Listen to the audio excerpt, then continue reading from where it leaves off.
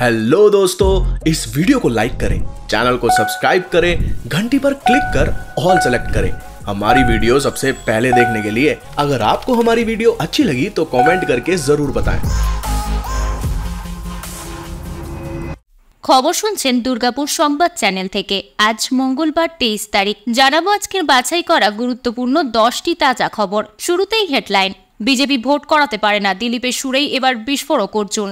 সরকারি জমি দখলদারীদের বিরুদ্ধে লোক দেখানো অ্যাকশন রাজ্য সরকারের, কটাক্ষ সেলিমের। শুভেন্দু সুকান্ত দিলীপকে মানুষ এবং নেতা হিসেবে কত নাম্বার দিল কুণাল ঘোষ?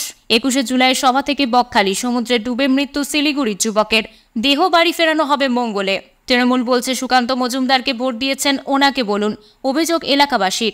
বাংলায় আলুর দাম আরও বাড়বে, বন্ধের জেরে বাজারে আকালের আশঙ্কা। তৃণমূলে ফেরার রাস্তা খোলা রাখতেই কি অর্জুনের মুখে বিরোধীদের প্রশংসা? আইসক্রিম গোডাউনের ডিপ ফ্রিজে উদ্ধার মৃতদেহ, হাড় হিম ঘটনায় আলোড়ন মালদায়। আইন মেনে শপথ হয়নি দুই বিধায়কের, রোজ 500 টাকা জরিমানা হতে পারে, চিঠি রাজ্যপালের। তৃণমূলের মারমুখী গোষ্ঠীদ্বন্দ্বে যেন মমতা অভিষেককেই অমান্যের ঔদ্ধত্য পানিহাটিতে। লোকসভা ভোটে বিপর্যয় কাটাছেড়া করতে দিল্লি থেকে সুনীল বানসাল, বৈঠকে আমন্ত্রণ পেলেও এলেন না শুভেন্দু অধিকারী।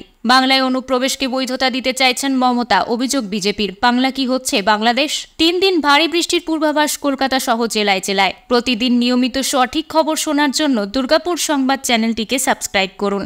আসছি বিস্তারিত খবরে। 21 জুলাইয়ের মঞ্চ থেকে দাঁড়িয়েই বাংলাদেশের পাশে দাঁড়ানোর বার্তা দিয়েছেন রাজ্যের মুখ্যমন্ত্রী মমতা বন্দ্যোপাধ্যায়। ওপার বাংলার শরণার্থীদের পাশে দাঁড়ানোর বার্তা দিয়েছেন তিনি। বলেছেন, অসহায় মানুষ বাংলার দরজায় কড়া নাড়লে সাহায্য করব। তার এই মন্তব্য ঘিরেই এবার জোর বিতর্ক। বিষয়টিতে প্রতিক্রিয়া দিয়েছে বিরোধী দলগুলি। বিরোধী দলনেতা শুভেন্দু অধিকারী এক্স হ্যান্ডেলে লিখেছেন, গতকাল মমতা বন্দ্যোপাধ্যায় অনেক অপ্রাসঙ্গিক কথা বলেছেন। বেশিরভাগ ক্ষেত্রে যে বিষয় তার বা রাজা প্রশাসনের কোনো অবস্থান নেই, যেমন বাংলাদেশের জন্য দরজা খোলা, এই বিষয়গুলি কেন্দ্রীয় সরকার ঠিক করে। তিনি সবসময় যেমন হাস্যকর কথা বলেন, এটাও নতুন রসিকতা। শুভেন্দু বোঝাতে চেয়েছেন, শরণার্থীদের আশ্রয় দেওয়ার অধিকার রাজা সরকারের নেই। এই বিষয়ে চূড়ান্ত সিদ্ধান্ত নিতে পারে কেন্দ্রীয় সরকার। রবিবার 21 জুলাই রাজ্যের শাসক দল তৃণমূল কংগ্রেস শহীদ দিবস পালন করে। ওই মঞ্চ থেকেই দলনেত্রী মমতা বন্দ্যোপাধ্যায় বলেন, আমি বাংলাদেশ নিয়ে কোনো কথা বলতে পারি না, কারণ ওটা একটা আলাদা দেশ, যা বলার ভারত সরকার বলবে। কিন্তু আমি এটুকু বলতে পারি, অসহায় মানুষ যদি বাংলার দরজায় কড়া নাড়ে, তাহলে আমরা তাদের আশ্রয় নিশ্চয়ই দেব, কারণ ইউনাইটেড নেশনের রেজলিউশন আছে। কেউ যদি রিফিউজি হয়ে যায়, তাহলে পার্শ্ববর্তী এলাকা তাকে সম্মান জানাবে। তৃণমূলের 21 জুলাইয়ের সভায় যোগ দিতে গিয়ে শিলিগুড়ি থেকে কলকাতা গিয়েছিলেন যুবক। সেখান থেকে ঘুরতে গিয়েছিলেন বকখালিতে, সেখানে জলে ডুবে মৃত্যু হলো তার। মৃত রঞ্জিত মণ্ডল শিলিগুড়ি পুরসভার 35 নম্বর ওয়ার্ডের ভক্তিনগর এলাকার বাসিন্দা। পেশায় মেকানিক। পরিবার সূত্রে খবর, বছর 5 আগে তৃণমূলের শ্রমিক সংগঠনের সঙ্গে যুক্ত হয়েছিলেন রঞ্জিত। এবার 19 জুলাই কলকাতা পৌঁছান তিনি। তার সঙ্গে জনা 10 স্থানীয় তৃণমূল কর্মী ছিলেন। রবিবার তৃণমূলের 21 জুলাই সভা শেষ হয়ে যাবার পর রঞ্জিত ফেসবুকে একটি ভিডিও পোস্ট করেছিলেন। তাতে দেখা যায় বন্ধুদের সঙ্গে বোটে করে সমুদ্রে দেখছিলেন তিনি। তারপরেই বাড়িতে খবর পৌঁছায় বকখালিতে সমুদ্রে তলিয়ে মৃত্যু হয়েছে রঞ্জিতের।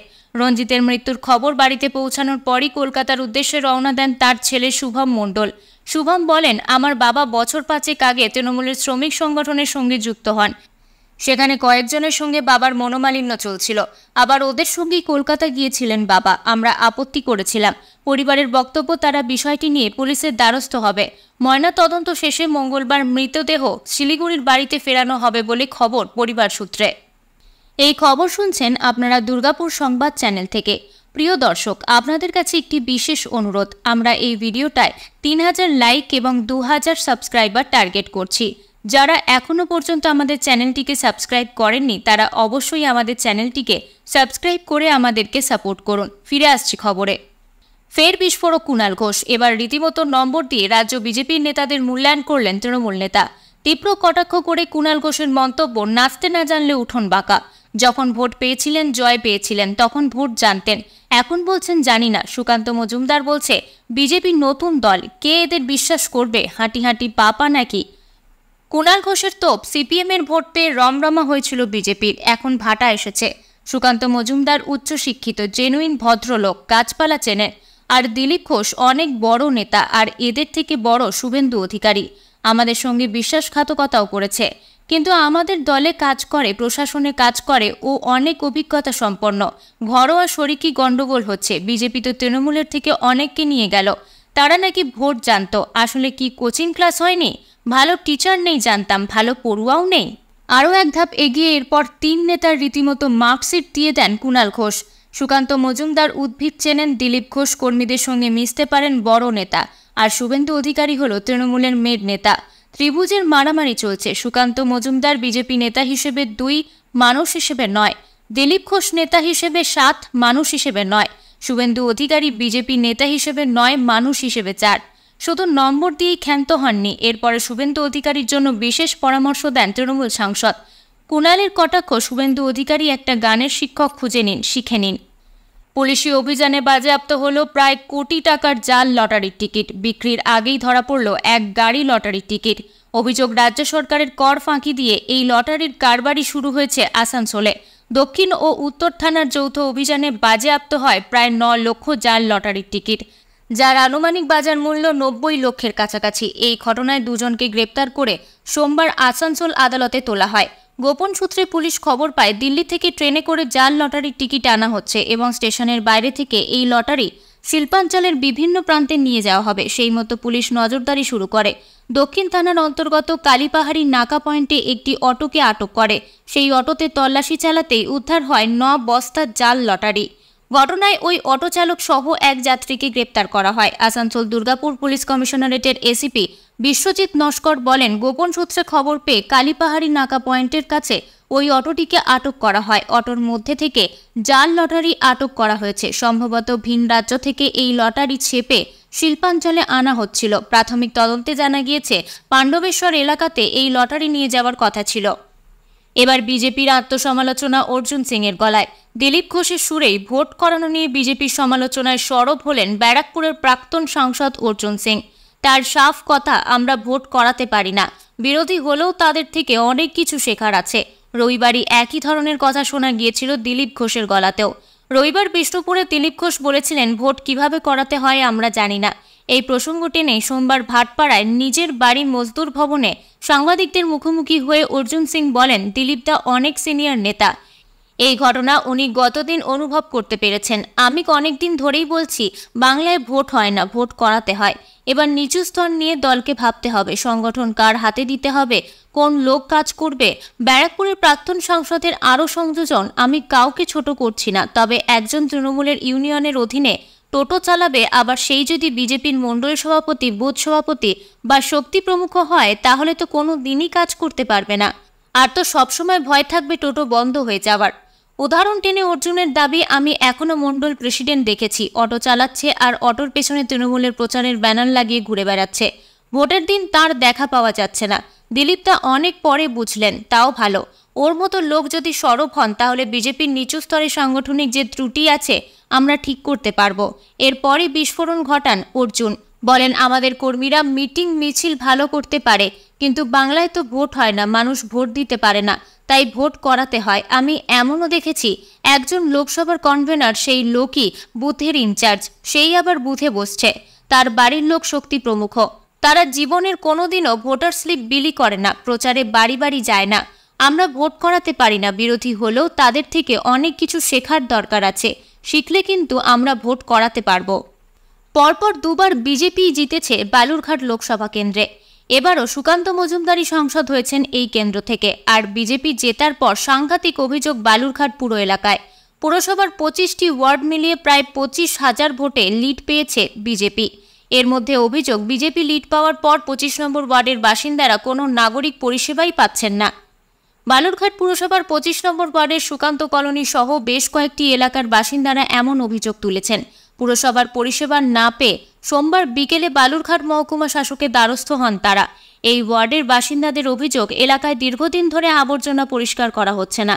এলাকার রাস্তাগুলি জঞ্জালে ভরা, বর্ষাকালে রাস্তায় ভেসে উঠছে নোংরা, পা ফেলতে গা গুলিয়ে উঠছে। একই সঙ্গে অভিযোগ, সন্ধ্যা হলে অর্ধেক আলো জ্বলে না। 25 নম্বর ওয়ার্ডের কাউন্সিলরকে জানিয়েও কাজ হয়নি বলে অভিযোগ তাদের। এমনও কেউ কেউ বলছেন, তৃণমূলের লোকেরা বলছেন সুকান্ত মজুমদারকে ভোট দিয়েছেন, অভিযোগও তাকেই করুন। তবে বালুরঘাট পুরসভার তরফে এই অভিযোগ ভিত্তিহীন বলে দাবি করা হয়েছে। বালুরঘাট পুরসভার চেয়ারম্যান ইনচার্জ মুনমুন কর জানান, পুরসভার তরফে নিয়মিত নোংরা পরিষ্কার করা হয়, এই অভিযোগ ভিত্তিহীন। এই খবর শুনছেন আপনারা দুর্গাপুর সংবাদ চ্যানেল থেকে। আসছি আবহাওয়ার খবরে। আগামী রবিবার পর্যন্ত দক্ষিণবঙ্গের সব জেলাতেই হালকা থেকে মাঝারি বিক্ষিপ্ত বৃষ্টিপাত হতে পারে। কোথাও কোথাও আবার বজ্র বিদ্যুৎ সহ বৃষ্টিরও সম্ভাবনা রয়েছে। পূর্ণিমার কটাল ও নিম্নচাপ জোড়া ফলায় সমুদ্র উত্তাল। সমুদ্রে 40 থেকে 50 কিলোমিটার প্রতি ঘন্টা বেগে ঝোড়ো হাওয়া বইতে পারে বলে জানিয়েছে হাওয়া অফিস। মৎস্যজীবীদের জন্য সতর্কবার্তা রয়েছে আজও। সমুদ্রের উপকূলে চলছে জলোচ্ছ্বাস। সময় মতো উত্তরবঙ্গে বর্ষা ঢুকলেও দক্ষিণবঙ্গে দেরিতে প্রবেশ করেছে বর্ষা। এখনো পর্যন্ত কলকাতা সহ দক্ষিণে ভারী বৃষ্টি হয়নি। হাওয়া অফিস জানাচ্ছে, আগামী রবিবার পর্যন্ত দক্ষিণবঙ্গের সব জেলাতেই হালকা থেকে মাঝারি বিক্ষিপ্ত বৃষ্টিপাত হতে পারে। মঙ্গলবার দক্ষিণবঙ্গের সব জেলাতেই হালকা থেকে মাঝারি বৃষ্টি হতে থাকবে। তার মধ্যে ভারী বৃষ্টি হবে কলকাতা লাগোয়া হুগলি, দক্ষিণ 24 পরগনা। এছাড়াও ভারী বৃষ্টির সম্ভাবনা রয়েছে পূর্ব ও পশ্চিম মেদিনীপুর এবং পূর্ব বর্ধমানে। এই 5 জেলায় মঙ্গলবারের জন্য হলুদ সতর্কতা জারি করা হয়েছে। বুধবারও কলকাতা, হাওড়া, হুগলি, উত্তর ও দক্ষিণ 24 পরগনা, পূর্ব ও পশ্চিম মেদিনীপুর, ঝাড়গ্রাম, পুরুলিয়া, বাঁকুড়া, পূর্ব ও পশ্চিম বর্ধমান, বীরভূম, মুর্শিদাবাদ এবং নদিয়ায় বৃষ্টি জারি থাকবে। উত্তরবঙ্গে মঙ্গলবার ভারী বৃষ্টির সম্ভাবনা আছে। মঙ্গলবার ভারী বৃষ্টি হতে পারে কালিম্পং এবং আলিপুরদুয়ারে। এই 2 জেলায় মঙ্গলবার জারি করা হয়েছে হলুদ সতর্কতা। আগামী 28শে জুলাই পর্যন্ত উত্তরবঙ্গের সব জেলাতেই হালকা থেকে মাঝারি বৃষ্টি জারি থাকবে। উত্তরবঙ্গেও বৃষ্টি চলবে, তবে গত কয়েকদিনের তুলনায় বৃষ্টির পরিমাণ কিছুটা কমবে। তৃণমূলের গোষ্ঠী সংঘর্ষে উত্তপ্ত পানিহাটি। অভিযোগ, রবিবার রাতে এক তৃণমূল কর্মীকে মারধর করে দলেরই অন্য গোষ্ঠী। পাল্টা সোমবার সকালে এলাকার যুব তৃণমূল সভাপতির অফিস ভাঙচুর করার অভিযোগ উঠল। এই ঘটনাকে কেন্দ্র করে তীব্র উত্তেজনা ছড়িয়েছে পানিহাটি এলাকায়। অভিযোগ, রাতে তৃণমূল কর্মী রানা বিশ্বাসকে মারধর করে আর এক তৃণমূল কর্মী পরিতোষ দাস গোষ্ঠীর লোকজন। তিনি আবার এলাকার যুব তৃণমূল সভাপতি ঘনিষ্ঠ বলে খবর। দোষীদের গ্রেপ্তারের দাবিতে খড়দাও থানা ঘেরাও করে বিক্ষোভ দেখায় তৃণমূল কর্মী সমর্থকরা। এই ঘটনার প্রেক্ষিতে এদিন সকালে চরম আকার নেয় তৃণমূলের গোষ্ঠীদ্বন্দ্ব। আক্রান্ত তৃণমূল কর্মী সমর্থকরা সোমবার সকালে অভিযুক্ত যুব তৃণমূল নেতা বুবাই মল্লিকের অফিসে ভাঙচুর চালায়। অফিসে থাকা চেয়ার, টেবিল বাইরে ছুঁড়ে ফেলে ভাঙচুর করা হয়। এই ঘটনায় যুব তৃণমূল নেতার অভিযোগ, দলের একাংশ আমাকে কাজ করতে দিচ্ছে না, নির্বাচনেও কাজ করতে দেয়নি, আমার অফিস খুলতেই বাধা দিচ্ছে। পরিস্থিতি নিয়ন্ত্রণে আনতে ঘটনাস্থলে পৌঁছে গিয়েছিল খড়দাও থানার পুলিশ। পাল্টা এলাকার তৃণমূল নেতা প্রবীর ভট্টাচার্যের দাবি, দল করলেই অনৈতিক কাজ করা যায় না। এলাকার মানুষের মধ্যে চরম ক্ষোভ ছিল, তারপরই এই ঘটনা। পিএইচই জল প্রকল্পের দপ্তরে অবৈধ নিয়োগের অভিযোগ তুলে পূর্ব মেদিনীপুরের শহীদ মাতঙ্গিনী ব্লকের রামচন্দ্রপুরে বিক্ষোভ দেখালো বিজেপি নেতা কর্মীরা। পিএইচই দপ্তরে অফিসে তালা মেরে ওই দিন ওই দপ্তরের সামনে বিক্ষোভ দেখায় বিজেপি। তার পাশাপাশি মেচেদা তমলুক রাজ্য সড়ক অবরোধ করে তারা। তাদের দাবি, অনিয়মিতভাবে অবৈধ নিয়োগ হয়েছে তা বন্ধ করতে হবে। এর পাশাপাশি মন্ত্রী ফিরহাদ হাকিমের কুরুচিকর মন্তব্যের প্রতিবাদে তার কুশপুত্তলিকা দাহ করে বিক্ষোভ দেখায় বিজেপি। স্থানীয় তৃণমূল নেতা রঘুনাথ পণ্ডিতের নামে অভিযোগ আনে বিজেপি। এই রঘুনাথ পণ্ডিত স্কুলে কর্মরত অবস্থায় পিএইচই দপ্তরে অবৈধভাবে কাজ পেয়েছেন। যদিও এই অভিযোগ নস্যাৎভাবে উড়িয়ে দেন রঘুনাথ পণ্ডিত। তিনি যে স্কুলে চাকরি করতেন সেই স্কুল থেকে পদত্যাগ করেছেন, এরপরে এই জল প্রকল্পের পিএইচই দপ্তরে জয়েন করেছেন বলে তিনি দাবি করেন। এতক্ষণ খবর শুনছিলেন দুর্গাপুর সংবাদ চ্যানেল থেকে। খবর আজকের মতন এই পর্যন্তই। ধন্যবাদ।